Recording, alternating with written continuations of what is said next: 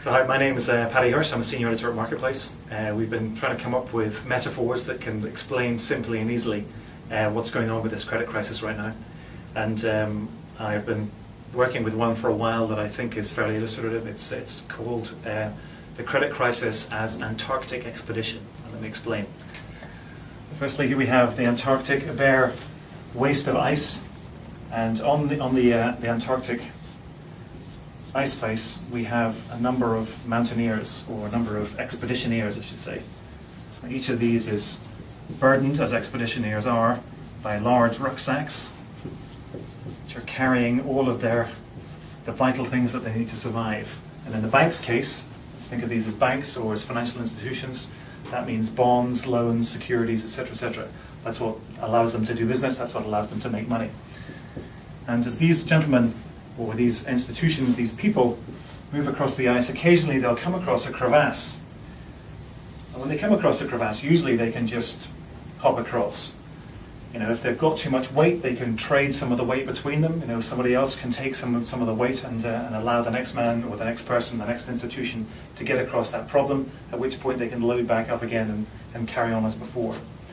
But recently, these institutions have been putting more weight on. Over the last few years, they've been loading up on these very rich instruments called mortgage-backed securities, or CDOs, collateralized debt obligations, and so it's put a lot more pressure on them, a lot more weight on them. So when they come up to any problems, they're much more likely to have problems getting across getting across those issues. And in some cases, and in Lehman Brothers' case in particular, they have actually fallen in. So here we have Lehman Brothers, this rucksack, falling into the abyss. Now, on any normal day, this wouldn't be so much of a problem. Of course, it's bad news to lose a member of the expedition, but the fact is that banks are very competitive, and it's every man for himself when you're on the ice shelf. But unfortunately, Lehman Brothers is not alone. It's not unencumbered. It is, in fact, linked together with all the rest of these institutions. Now, if you're thinking about the expedition, all of these people are roped up together. They're all bound together by ropes that are attached to their harnesses, which is a smart thing to do, because if you fall in, it allows your friends to drag you out, or it makes it less likely that you're actually going to disappear down the crevasse. This rope in the financial services term is called the credit default swap system, and it has bound all of these institutions together. So firstly, they're firmly linked. Secondly, they're very comprehensively linked. And it's very, very difficult to get these credit default swaps undone. It's very difficult to get yourself out of the system. So when Lehman Brothers plunged into the abyss, all of these other banks, all of these other institutions find themselves being dragged along. Now, once again, if they hadn't been encumbered by these mortgage-backed securities, by these CDS, if they weren't so heavily laden and so top-heavy and unstable, then they might be able to hold themselves up. But they're finding that as Lehman goes down, they're being dragged closer and closer and closer towards the edge of the abyss. And panic sets in. They're trying to undo the credit default swaps. What they could do is they could transfer some of the weight to each other. Maybe someone who had a little less weight could buy some of the assets from someone who had too much weight, so that you could transfer some of the risk. But the banks aren't doing it. They don't trust anybody. They're doing their best to hold on to all the good stuff that they have, which is the cash. They won't take any bad stuff from anyone else. They won't take any risks at all. And the result is that they're just sitting there on the ice, freezing. The weather's getting bad, and there's a real likelihood that in these conditions, these expeditioners will die, or in the financial services terms, the banks will fail, the financial institutions will fail.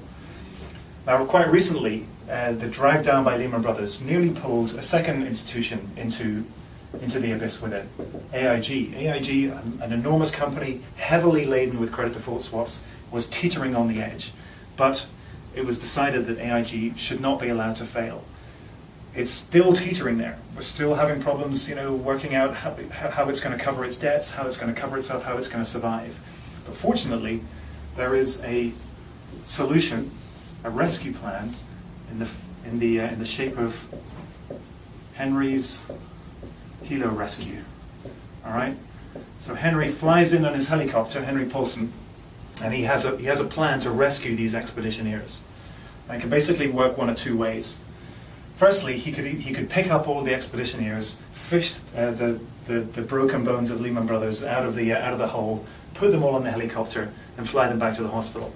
But that's very expensive for a start, and banks do not want to. I mean, the reason that they're so successful is because they don't like to spend money unwisely, and they think that they can get a better deal. So they don't want to do that. They don't want the government to buy them all out and to take them over and to look after them as though they were casualties without any hope of saviour.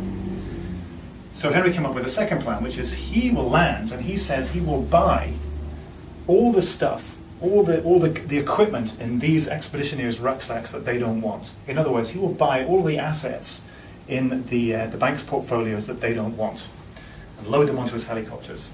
Now the banks love the sound of this. Firstly, if there's less weight on them, then they're less top-heavy, less unstable, and it's easier for them to maneuver, even though they're still tied together. It makes it easier for them to get around. And secondly, they're going to get paid for this. They don't have to just leave this stuff on the ice. They're actually going to be able to sell it to somebody who's going to take it away.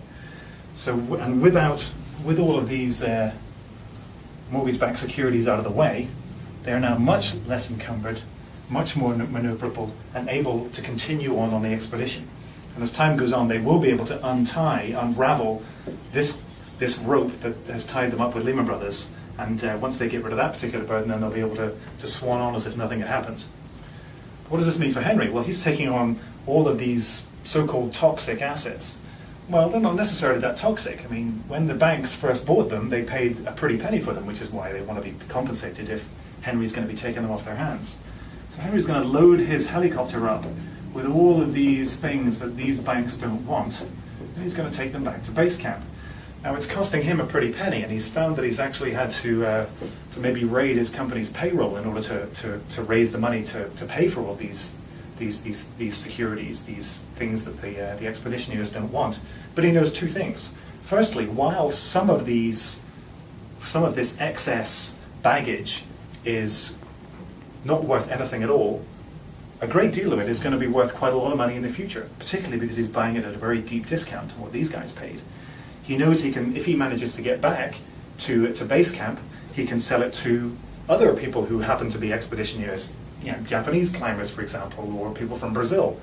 He also knows that these bankers have a very short memory, so when they get back to base camp, he may even be able to sell those assets back to them.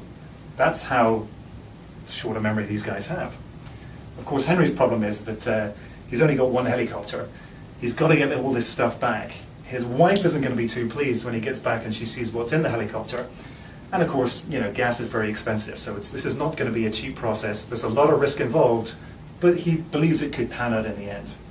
But what's absolutely certain is, when everybody does get back to base camp, whether they're safe and sound or not, if anybody else falls into crevasses or not, if Henry manages to make money from his deal, everyone is going to need a drink.